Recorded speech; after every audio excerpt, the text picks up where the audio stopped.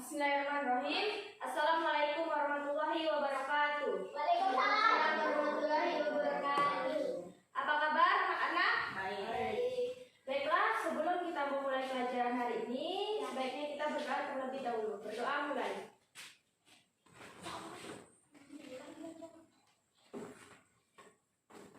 Baiklah, apakah ada yang tahu kita hari ini belajar apa?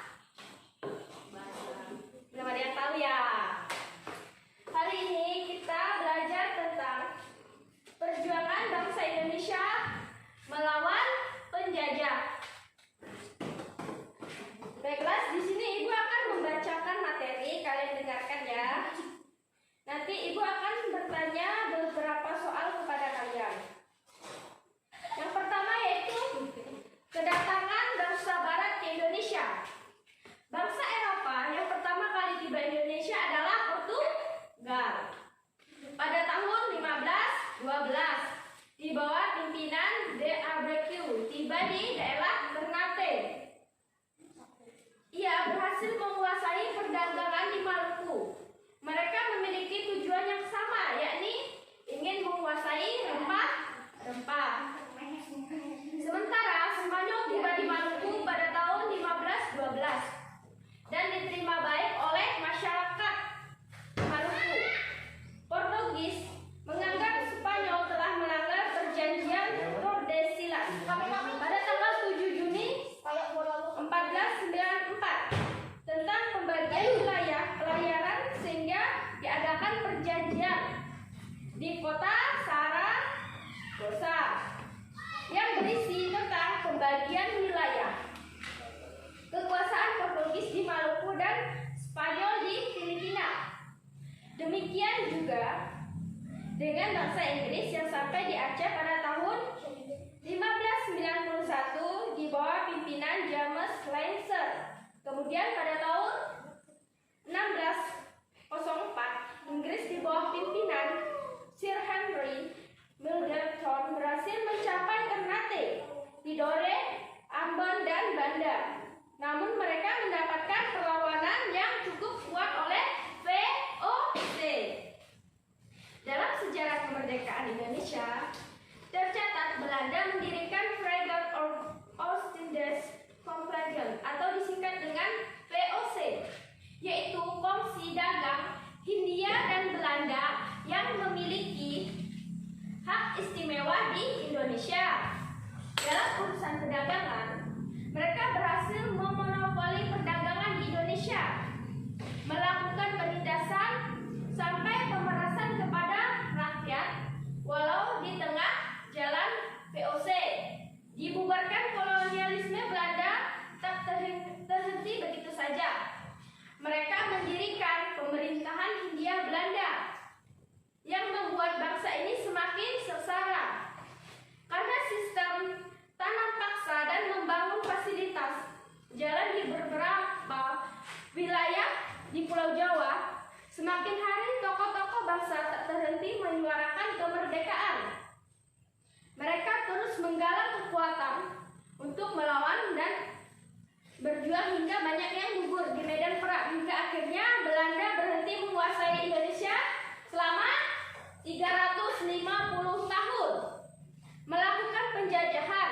Namun pada tahun 1942 Belanda menyerahkan Indonesia kepada Jepang tanpa syarat dalam perjanjian Kalijati. Indonesia kembali diduduki oleh bangsa asing di tanahnya sendiri selama kurun waktu 3 tahun lebih. Rakyat terus berjuang hingga secercah harapan untuk bisa merdeka muncul. Tujuan perjuangan kemerdekaan tercantum dalam Undang-Undang 1945, yaitu melindungi segenap bangsa Indonesia dan seluruh tumpah darah Indonesia. Perjuangan ini disebabkan karena dampak penjajahan yang menyengsara rakyat. Masa penjajahan Belanda pada tahun 1605 hingga 1942 ditandai dengan didirikannya VOC. Apa VOC itu? Yaitu Kongsi Dagang Hindia Belanda. Penjajahan masa ini Belanda menyebarkan banyak penderitaan akibat upaya Belanda memonopoli perdagangan rempah-rempah di Indonesia, serta penerapan kerja rodi dan tanam paksa. Tokoh-tokoh perjuang kemerdekaan Republik Indonesia, di antaranya yang pertama yaitu Insinyur Soekarno. Pahlawan kemerdekaan nasional. Di posisi pertama terdapat Soekarno atau dikenal dengan sebutan Bung Karno. Pria kelahiran Surabaya 6 Juni 1901. Ini merupakan Presiden Indonesia pertama pada periode tahun 1945 hingga 1967. Peran penting sosok Bung Karno bagi Indonesia sendiri berupa sosok proklamator kemerdekaan Indonesia dan pencetus dasar negara, yaitu Pancasila. Sosoknya sendiri dikenal sebagai orator andal yang mampu membangkitkan semangat para pendengarnya. Beliau pernah dinyatakan mengidap gangguan ginjal. Ia memiliki pengobatan tradisional. Sayangnya pada 21 Juni 1970 beliau menghembuskan nafas terakhirnya di Jakarta, Indonesia. Yang kedua yaitu wakilnya, yaitu Muhammad Hatta. Seperti sosok Bung Karno menjadi seorang proklamator, Muhammad Hatta telah menjadi salah satu pahlawan daerah Indonesia dalam perjuangan kemerdekaan Indonesia. Muhammad Hatta sendiri memiliki jabatan penting semasa hidupnya, seperti Perdana Menteri dalam Kabinet Hatta kedua dan RIS, hingga menjadi Wakil Presiden Indonesia. Meskipun sebagai seorang politis, Muhammad Hatta juga dijuluki sebagai Bapak Koperasi. Beliau lahir di Bukit Tinggi pada 12 Agustus 1902 dan meninggal di Jakarta pada 14 Maret 1980. Gelar pahlawan nasional untuk Muhammad Hatta ditetapkan oleh Susilo Bambang Yudhoyono pada 7 November 2012. Gelar tersebut turut diberikan kepada mendiang Soekarno. Baiklah, yang selanjutnya yaitu Sudirman. Di Indonesia punya sosok panglima tentara layaknya panglima tempur dalam film Dilan 1990. Sosok tersebut ialah Sudirman, pria kelahiran Bodas, Karangjati, 24 Januari 1916. Beliau diangkat sebagai panglima besar dan menjadi jenderal pertama dan termuda di Indonesia pada 18 Desember 1948. Banyak kegiatan militer yang dilakukan olehnya hingga ia menjadi sosok yang dihormati di Indonesia. Meskipun terkena penyakit tuberkulosis paru-paru, ia pantang menyerah dan gigih dalam menjaga keamanan Indonesia. Karena penyakitnya tersebut, ia wafat pada usia 34 tahun pada tanggal 29 Januari 1950 di daerah Magelang, Jawa Tengah. Yang selanjutnya yaitu Pangeran Diponegoro. Bendera Pangeran Hadrian Diponegoro atau lebih dikenal dengan Pangeran Diponegoro lahir di Yogyakarta, Hadiningrat pada tanggal 11 November 1985. Putra sulung dari Sultan Hamengkubuwono III. Ini dikenal karena menjadi pimpinan perang Diponegoro dalam kurun waktu tahun 1825 hingga 1830. Perang Diponegoro tercatat sebagai perang dengan korban paling banyak jumlahnya selama sejarah Indonesia. Penghargaan atas jasa Diponegoro melalui pemakaian namanya sebagai nama salah satu universitas negeri di Semarang, yaitu Universitas Diponegoro.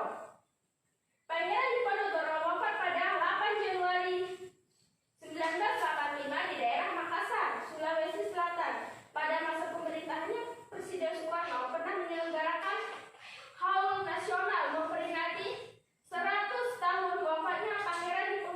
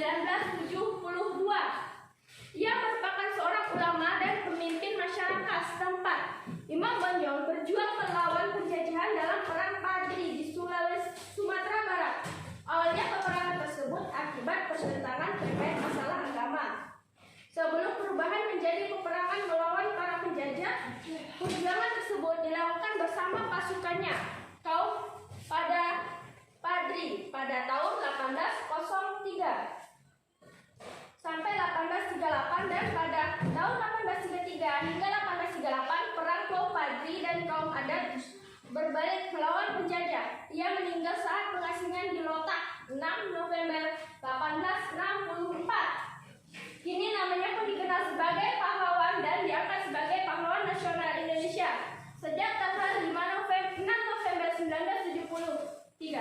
Selanjutnya akan ada pahlawan nasional wanita yang turut berpartisipasi dalam perjuangan rakyat Indonesia dalam kemerdekaan Indonesia. Yang pertama yaitu Kartini. Raden Ajeng Kartini alias Kartini merupakan sosok pahlawan nasional yang selalu disematkan para pejuang wanita Indonesia hingga kini. Sebagian hidupnya, Kartini menjadi pelopor kebangkitan perempuan pribumi yang memperjuangkan kesetaraan hak kaumnya meskipun berasal dari keluarga ningrat. Kartini memiliki misi mulia seperti mendirikan sekolah wanita di dekat kantor Kabupaten Rembang dan kebebasan hak para kaum perempuan. Berkat misi mulianya, seorang Kartini berhasil didirikan di beberapa kota besar Indonesia, salah satunya di Semarang. Pejuang bukan hanya menggunakan kekuatan fisik saja. Kartini menunjukkan perjuangan dengan kegigihannya dalam mendirikan sekolah wanita dan tulisan-tulisan hebatnya. Sayangnya di usianya masih muda, 25 tahun, dia wafat di Rembang 17 September 1904 dan kini tiap tanggal lahirnya yang jatuh pada 21 April akan diperingati sebagai Hari Kartini. Yang selanjutnya yaitu Cut Nyak Dien, pahlawan nasional wanita yang lahir di Aceh tahun 1848. Ini merupakan sosok wanita tangguh yang berani memimpin pasukan terhadap Belanda saat Perang Aceh. Penyebaran Cut Nyak Dien ikut berperang untuk menghentikan penjajahan Belanda. Karena mendiam suaminya Ibrahim Lamka yang tewas berjuang melawan Belanda, tekad dan semangat Cut Nyak Dien diperkenalkan kepada sosok Teuku Umar yang pada akhirnya menjadi suami keduanya. Darinya akhirnya mereka berjuang melawan Belanda bersama hingga sang suami turut gugur. Akhirnya ia ditangkap dan diasingkan hingga meninggal di Sumedang 6 November 1908, dimakamkan di Gunung Puyuh, Sumedang. Yang selanjutnya yaitu Dewi Sartika, sosok wanita dengan pemikiran cemerlang. Ialah Dewi Sartika, lahir dari keluarga priayi Sunda pada tanggal 4 Desember 1884. Dia bersikukuh untuk membuka sekolah istri atau sekolah perempuan pertama se-Hindia.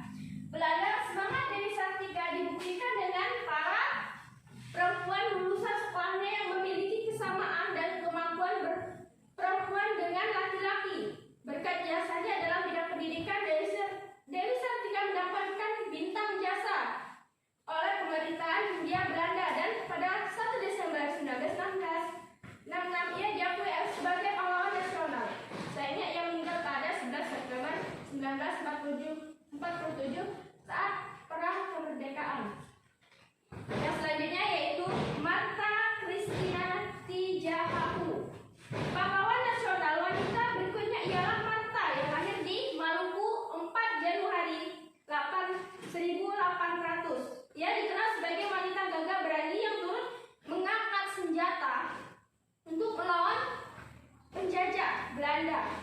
Martha bersama dengan ayahnya membuat kubu pertahanan dalam pertempuran di desa Aupulat Jazirah Tenggara, Pulau Saparau. Sayangnya sang ayah Paulus Tijahahu divonis hukuman mati gantung, sedangkan Martha diasingkan ke Pulau Jawa dan wafat pada 2 Januari 1818 saat dirinya belum genap berusia 18 tahun. Selanjutnya yaitu Nyi Ageng Serang. Nyi Ageng Serang merupakan putri Pangeran Nataparaja, salah satu panglima perang pasukan Pangeran Mangkubumi. Nama asli beliau ialah Raden Ajeng Pustiah Wulaningsih. Lahir pada tahun 1752 di Serang, Purwodadi, Jawa Tengah. Beliau ikut memimpin pasukan untuk menahan sebuah pasukan Belanda terhadap daerah Serang. Nyi Ageng Serang sempat bergabung dengan pasukan Pangeran Diponegoro untuk melawan Belanda. Dengan pasukan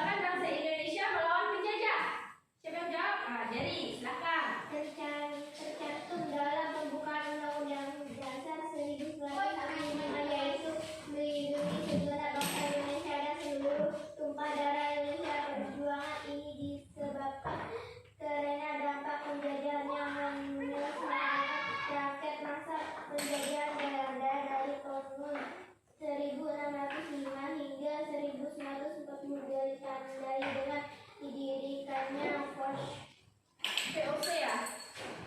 Baiklah, pertanyaan yang ketiga yaitu sebutkan tokoh-tokoh perjuangan kemerdekaan Republik Indonesia yang telah dijelaskan tersebut.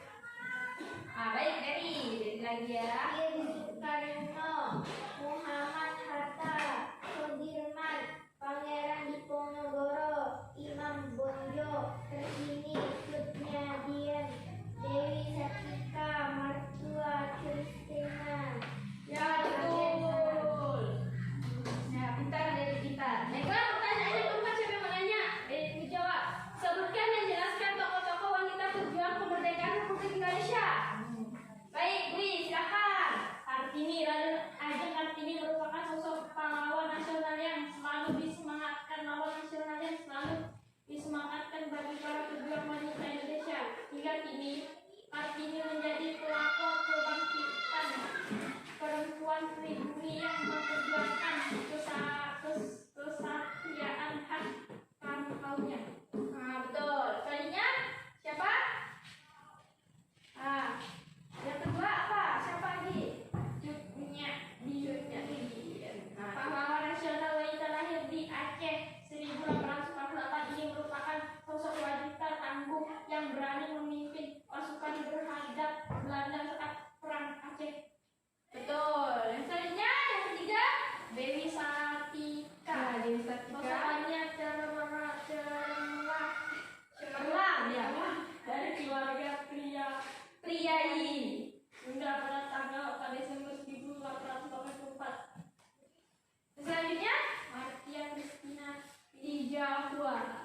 Ia dikenal sebagai wanita gagah berani yang turun mengangkat senjata untuk melawan penjajah. yang selanjutnya yang kelima yang terakhir. Nyi Agung Ageng Serang. Ia yang memimpin pasukan untuk mengamankan seluruh pasukan Belanda terhadap daerah Serang. Betul. Karena Ibu anggap pelajaran hari ini kalian sudah semua memahaminya. Dari siapa nih? No Freddy.